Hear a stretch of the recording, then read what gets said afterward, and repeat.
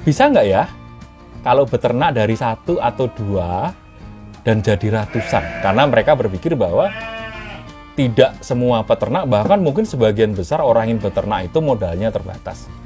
Nah, di dalam video itu saya jawab dengan tegas, bisa.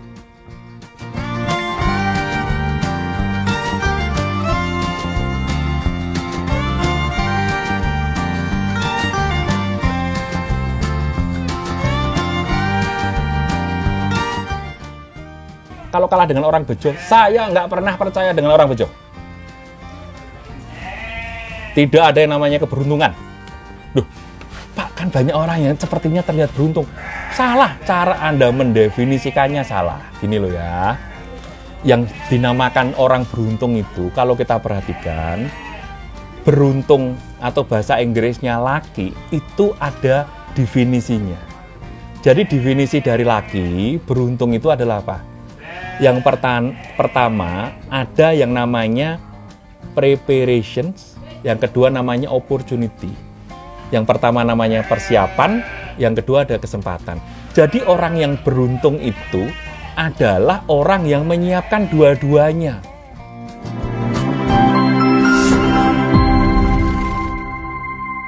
Salam sehat, selalu semangat. Ketemu kembali dengan saya, Dr. Eko Utomo dari TNG Farm Klaten.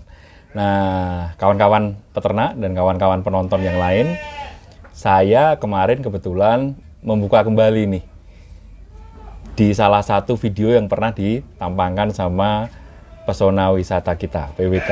Ada salah satu pertanyaan yang sangat menarik. Mungkin Anda juga tertarik. Ini pertanyaannya sangat provokatif.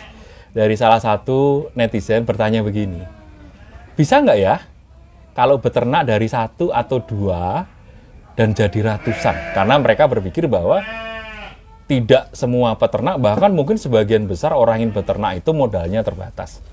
Nah, di dalam video itu saya jawab dengan tegas, bisa. Karena pertanyaannya tidak begini, bisa nggak ya dari satu kambing atau domba kemudian menjadi ratusan dalam waktu 1 tahun? Itu juga bisa juga sebenarnya. Caranya apa? 1 dan 2 domba kemudian langsung beli 100 domba atau kambing lain. Nah, itu namanya sulapan karena modal besar. Tetapi kalau bisa nggak ya tanpa menambah modal yang cukup besar, dari 1, 2 menjadi banyak? Bisa. Itu mengenai masalah kesabaran, ketelatenan, dan proses of time, waktu. Hitung-hitungannya gimana?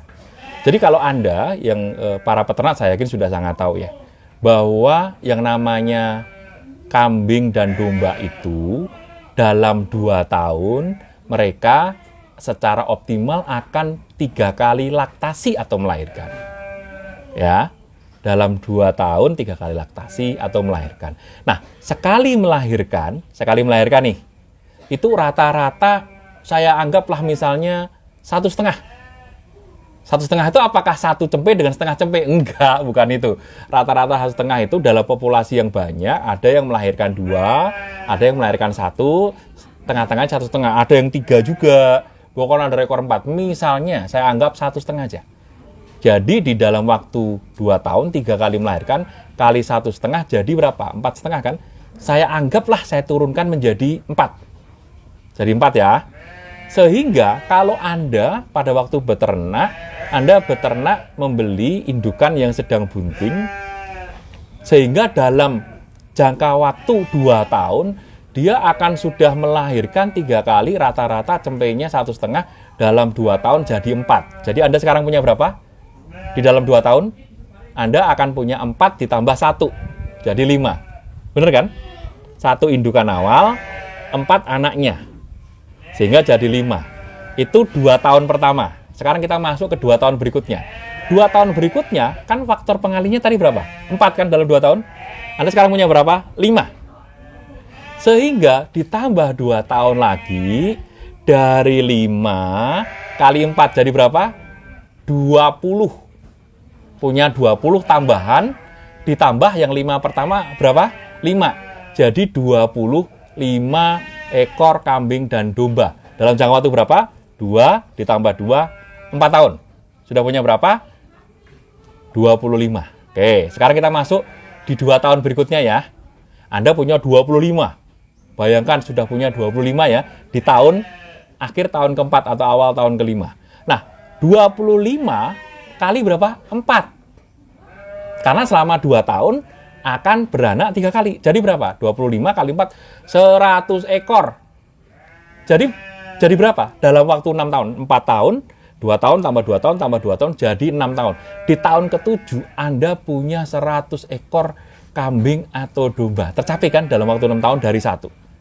Pak, itu kan dengan asumsi jika tidak ada yang mati, tidak ada yang dijual. Ya, pasti itu yang saya namakan faktor-faktor yang lain. Pasti juga harus menyediakan kandang, pasti juga harus menyediakan pakan. Tapi kalau pertanyaannya bisa nggak? Sangat bisa. Pak, gimana kalau faktor kelahirannya bukan 1,5? 1, boleh. Kalau diturunkan tinggal apa? Tadi 6 tahun diperpanjang jadi 8 tahun. Dari 8 tahun, kalau Anda tidak menjual, Anda sudah saya yakin punya 100 lebih. Jadi kalau menjawab pertanyaan tadi, apakah dari 100 bisa jadi ratusan? Bisa. Perkiraannya antara 6 sampai 8 tahun. Jadi Anda memang harus bersabar. Bukankah harus berakit-rakit ke hulu, berenang-renang ke tepian? Peternak juga sama, harus bersakit-sakit dahulu, baru bersenang-senang kemudian. Segala sesuatu butuh yang namanya proses. Proses itu adalah kita harus belajar, kita harus bersabar, harus bekerja keras, sehingga apa? Tujuan tadi yang diset untuk punya ratusan kambing dan domba, itu bisa tercapai dengan modal yang terbatas, atau dengan apa yang kita miliki. Satu lagi kawan-kawan, ini yang paling sering saya baca ya, kalau pada berkomentar, wah itu enak sih karena punya modal, oh itu enak karena duitnya banyak. Saya bilang, hati-hati loh ya, pada saat Anda berkata begitu, Anda sedang meremehkan Tuhan. Kenapa itu? Kenapa coba? Saya misalnya begini, mau nggak tangan Anda, saya minta tangan Anda 1, saya ganti 100 juta. Nggak mau kan? Saya ganti 1 miliar mau nggak? Nggak mau kan? Atau saya minta otak Anda, saya bayar 1 miliar mau nggak? Nggak mau kan? Jadi Anda bayangkan bahwa Anda itu diberikan modal bermiliar-miliar, kaki, tangan, pikiran, perasaan dari Tuhan yang Maha Kuasa untuk apa? Supaya kita berusaha menggunakan apa yang kita miliki, modal yang luar biasa dari Tuhan untuk menjadi berhasil. Kalau Anda baca orang-orang sukses di dunia, Bill Gates, Mark Zuckerberg, Elon Musk, mereka semuanya dari bawah, dari garasi, dan kemudian berkembang menjadi besar banget, bukan karena modal yang besar, tapi modal otak, modal tangan, modal kaki yang dimanfaatkan sebaik-baiknya. Nah, itu yang harus kita lakukan. Pasti Anda bisa. Kalau orang lain bisa, pasti bisa. Karena mereka juga makan nasi, atau mirip dengan, kalau mereka makan roti, kan kita sekarang juga bisa beli roti. Bener kan? Sama-sama makan roti, dan makan roti, kita juga pasti akan bisa. Ini ada pertanyaan yang menarik lagi, dari banyak orang ya, tadi diwakilin sama Mas Aldi ditanya gitu. Kalau kalah dengan orang bejo, saya nggak pernah percaya dengan orang bejo. Tidak ada yang namanya keberuntungan. Duh, Pak, kan banyak orang yang sepertinya terlihat beruntung. Salah, cara Anda mendefinisikannya salah. Gini loh ya, yang dinamakan orang beruntung itu, kalau kita perhatikan, pertama, ada yang namanya preparations, yang kedua namanya opportunity. Yang pertama namanya persiapan, yang kedua ada kesempatan. Jadi orang yang beruntung itu adalah orang yang menyiapkan dua-duanya. Yaitu apa? Menyiapkan diri agar pada saat ada kesempatan datang, kita udah siap. Itu namanya orang beruntung. Contoh, mau saya berikan contoh? Contohnya begini nih. Misalnya kalian kerja di suatu perusahaan korporasi yang besar. Kalian pengen promosi. Sekarang misalnya posisinya adalah staff, pengen jadi manajer gitu ya. Pak, itu ada orang yang bejo, beruntung jadi manajer. Saya bilang salah. Saya udah 30 tahun saya bekerja.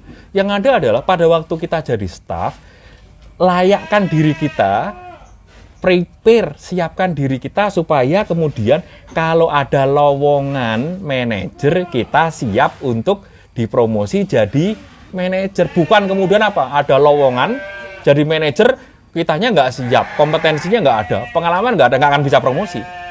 Itu yang saya namakan adalah luck, bejo. Bejo itu persiapan dari ketemunya apa? Persiapan dengan kesempatan. Sama kalau misalnya Anda punya bisnis ya. Ada teman nawarin peluang bisnis. Loh, kalau kita nggak terbiasa, nggak mampu mengelola bisnis, pasti hilang. Tetapi orang yang terlihat, orang ini kok beruntung. Karena apa? Pada saat kesempatan datang, orang itu sudah siap untuk melakukan eksekusi, atau bahasa saya melayakkan diri kita agar siap mendapatkan kesempatan yang muncul. Itulah definisi luck, bejo, keberuntungan menurut Eko Utomo ya. Jadi kalau saya nggak percaya yang namanya apa? Bejo itu turun dari langit. Adanya bejo itu anaknya Mbah Slamet. Tadi kan kita bicara tentang dari 1 menjadi 100 gitu kan. Kalau misalnya kendala muncul gimana? Saya kasihkan definisi orang sukses ya.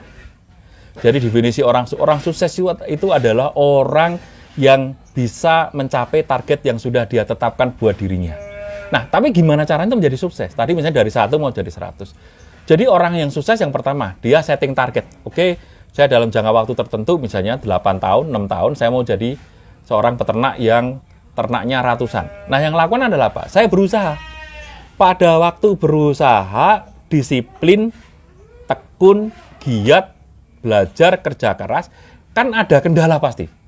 Apakah kurang pakan, apakah malnutrisi, apakah abortus, apakah market, itu halangan-halangan yang niscaya pasti akan muncul.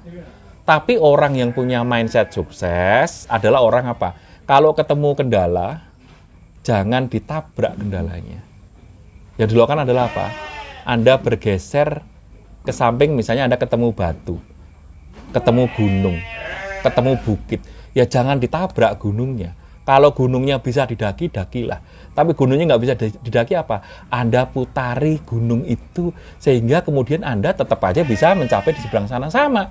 Jadi kalau ada kesulitan, malnutrisi, perbaiki manajemen pakan. Abortus, manajemen pakan, manajemen kandang. Marketnya belum ketemu, ya kita harus namanya market education, kita harus bikin ekosistem, kita harus membuat networking dengan peternak-peternak, para bakul-bakul, belantik-belantik, ke pasar, kawan-kawan. Semua pihak itu yang namanya kita harus kreatif, inovatif, mencari cara untuk apa? Menemukan solusi. Karena apa? Orang sukses adalah part of solution, bukan part of problem. Mendeteksinya gimana? Kalau orang yang part of problem ya nggak bakal sukses. Kalau ketemu kesulitan apa?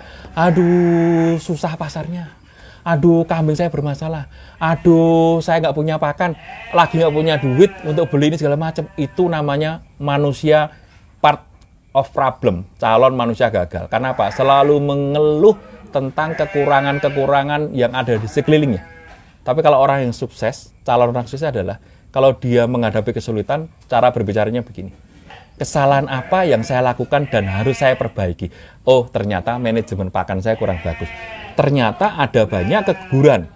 Kesalahan apa yang sudah saya lakukan di dalam beternak yang harus saya perbaiki? Oh, ternyata kandang saya terlalu sempit, populasi terlalu banyak. Oleh karena itu harus saya buat kandang baru supaya tidak terlalu banyak dan tidak tabrak-tubruk. Nah, itulah adalah manusia-manusia yang part of sukses. Kalau ada kesulitan, dia cari jalan keluar. Dan ingat kawan-kawan, ini pesan saya, jika Anda menemui kegagalan, biasa saja. Because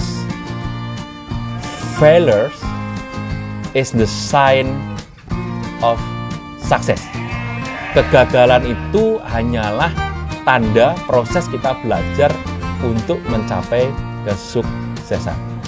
Salam sukses buat Anda, pasti Anda bisa.